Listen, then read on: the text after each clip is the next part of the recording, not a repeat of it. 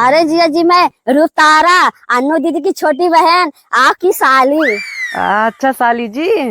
लेकिन जब हम सब अन्नू को देखने गए थे तब कहाँ थे? हमने देखा नहीं। जिया जी, मैं घर पे नहीं थी, मामा के यहाँ गई थी। अच्छा, तो और बताइए साली जी कैसी हैं? अरे जिया जी, मैं तो ठीक हूँ। आपको परसों आना है, पंडित ने सगाई का मुहूर्त परसों बताया है। क्या परसों सगाई है? हाँ जिया जी। जानू का फोन।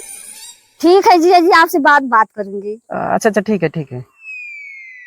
तो तारा मैं इतनी देर से फोन में, कहाँ व्यस्त हो तुम? नहीं नहीं बाबू, अपने जिया जी से बात कर रही थी, परसों उन्हीं की सगाई है। अच्छा, जीजा से बात करते हुए तो मेरा फोन नहीं उठ रहा था। अरे जब जीजा जी मिल गए लवर को भूल ही जाओगी। नहीं बाबू, मैं सिर्फ तुमसे प्यार करती हूँ, चाहे जो हो जाए जिंदगी भर करती रहूंगी। रुतारा, ठीक है बाबू, मम्मी बुला रही, तुमसे बात करूंगी। ला मोबाइल दे, खुशी को बता देती हूँ परसों उसकी दीदी की सगाई है, वो भी चली आए।